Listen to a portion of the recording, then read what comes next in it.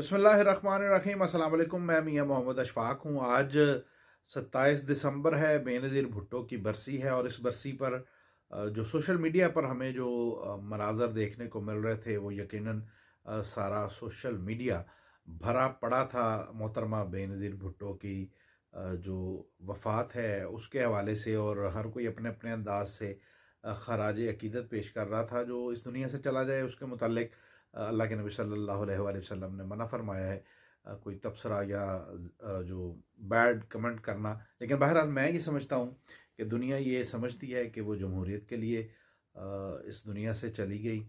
मुझे लगता है ये कहीं इक़्तिदार की जंग थी जिस जंग में सारे शरीक हैं, कल के हुक्मरान भी, आज के हुक्मरान भी। इसमें जमहूरियत और या इस्लाम या मुल्क और कौम का तो कोई ऐसा मेरा नहीं ख्याल कोई इनका कोई रोल है। ये सारी जंग अपने ही सारे मामलात के लिए होती है। लेकिन बहरहाल अब आता हूँ इस बात की तरफ कि मैं आज वीडियो क्यों बना रहा हूँ, काफ़ी दिनों बाद बना रहा हूँ। उसकी वजह यह है कि कोई हद होती है इंसान की मुनाफ़कत की, कोई हद होती है किसी इंसान के दोहरे मेयार की, कोई हद होती है अपने ज़ाती मफादात की खातिर ज़मीन पर गिरने की। आज मैं जनाब हज़रत मौलाना शाह अहमद नूरानी साहब का जो बेटे हैं उनकी स्पीच सुन रहा था, और वो अपनी जोश खिताबत में फरमा ये रहे थे कि जमहूरियत की खातिर कुर्बानी देने वाली ये जो लाखों का मजमा है उसके मज़ार पर हाजिर हुआ है, और इबरत का निशान वो फरमा ये रहे थे मोहतरम जनरल ज़ियाउल हक के मुतालिक कि वो इबरत का निशान फैसल मस्जिद इस्लामाबाद में पड़ा है। तो मैं सिर्फ मतलब मुझे क्या कहूँ, अब उनके जो वालिद हैं उनके वालिद की जो राय थी ज़ियाउल हक के मुतालिक, ये सारी जमातें जितनी भी पीडीएम में मजहबी जमातें हैं ये सारी जनरल ज़ियाउल हक के साथ थीं। और क्या मजहबी जमातें खुद नवाज शरीफ ज़ियाउल हक के साथ थे, इस पर तो खैर बात करना ही अब बेमानी सा लगता है, क्योंकि ये वो पहलू है कि जो कौम से पोशीदा नहीं है। लेकिन हद ही होती है यार, कोई हद होती है, खुदा की कसम कोई हद होती है। ये तो वो उस हद से भी गुज़र गए हैं। और अगर यही मेयार है कि इक़्तिदार के लिए और अपने हवस के लिए अपने क्या है, अब पीपल्स पार्टी और इनके दरमियान जो इख्तलाफ है मौलाना फजलुर रहमान का, राशिद सोमरू का, किससे पोशीदा है? अब तो मीडिया पे डिस्कस हो रहा है।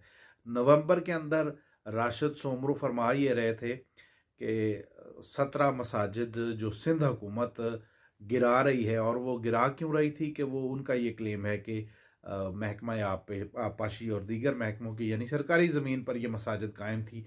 ये अलग से बहस है कि क्या सरकारी ज़मीन पर, कब्ज़े की ज़मीन पर मस्जिद बन सकती है या नहीं बन सकती। लेकिन बहरहाल ये 17 मसाजिद थी जो पीपल्स पार्टी की हुकूमत, सिंध हुकूमत गिरा रही थी, और इसके गिराने पर राशिद सोमरू साहब बड़े जज्बाती थे। लेकिन वो जज्बात कहाँ गए किसी को कोई नहीं पता।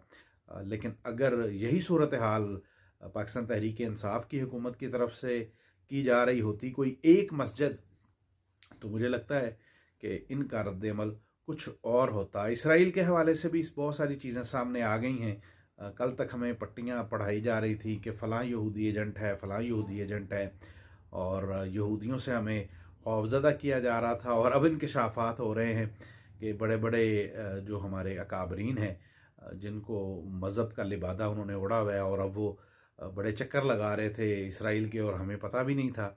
और यही नहीं है, कुछ रिटायर्ड उलमा जैसे शेख मौलाना शेरानी साहब हैं, वो भी फरमा ये रहे हैं कि इसराइल को कबूल कर लेना चाहिए। ये पता नहीं क्या हो गया है अचानक इन सबको, हुकूमत, अपोजिशन, इस्टेब्लिशमेंट इसराइल के हवाले से सारे बड़ा नरम गोशा रखते हैं, और इनका ये ख्याल है कि शायद पब्लिक में से कोई बड़ा शदीद रद्द-ए-अमल आएगा कबूल करने के हवाले से। तो ये मुझे ये लगता है कि अल्लाह ने ही इनके दिल पर खौफ रखा हुआ है कि शायद अवाम इनको उठाकर सड़कों पर फेंक देगी। लेकिन मेरा ये मुशाहिदा है कि ऐसा होना कुछ नहीं है।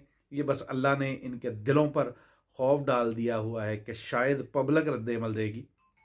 पब्लिक कोई रद्द-ए-अमल नहीं देगी। बहरहाल मैं अर्ज़ ये करना चाहता हूँ कि ये मुनाफिकीन के